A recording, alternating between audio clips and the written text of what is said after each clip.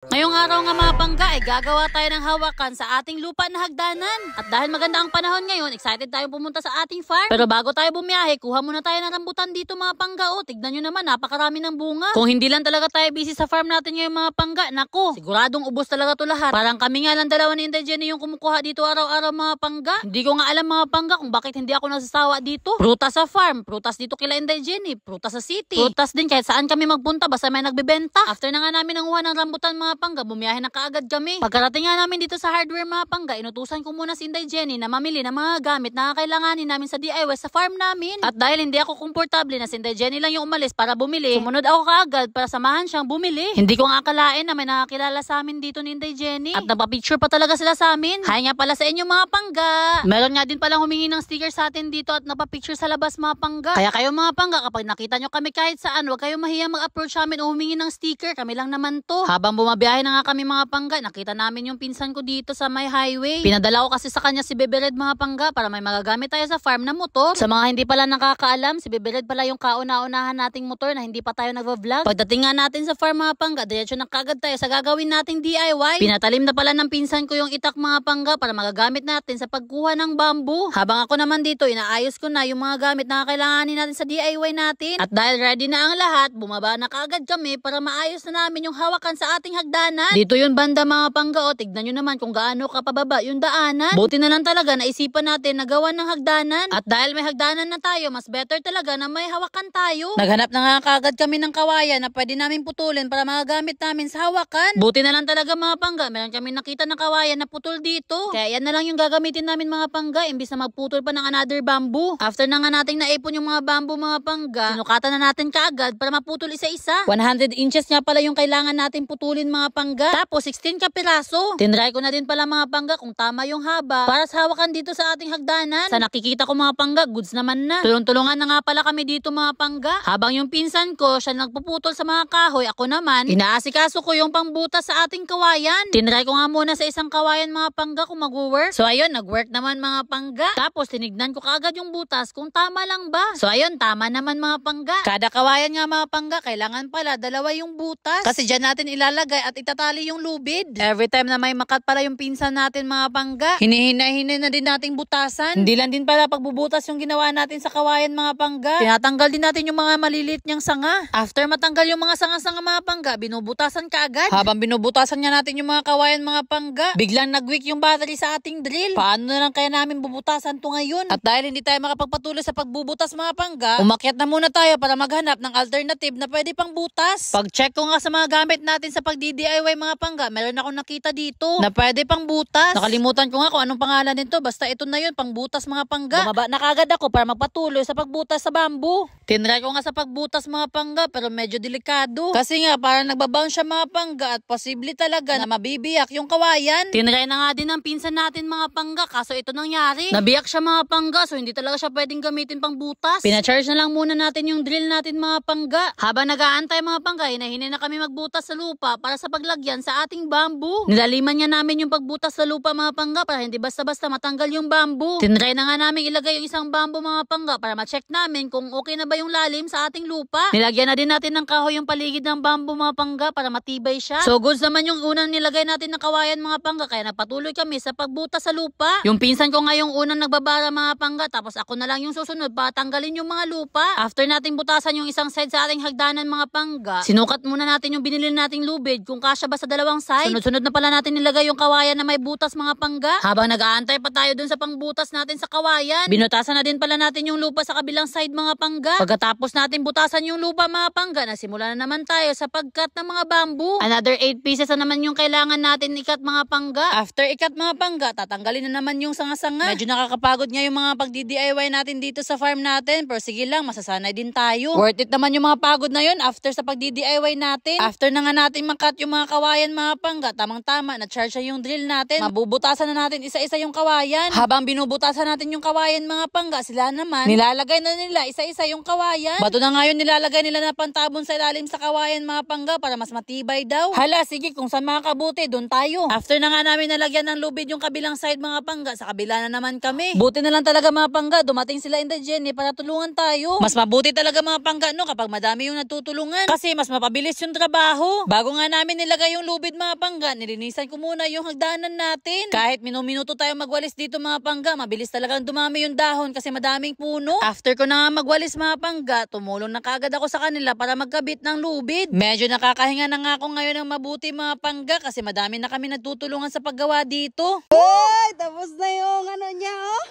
Hagdanan na hawakan. Kaso may nakulangan tayo sa lubid. Tignan mo naman, kulang ng isang meter. Ayan. So siguro mamayang gabi or bukas na natin ito tatapusin, pero at least ito na yung natapos natin today. Yay! Ilang oras lang ba?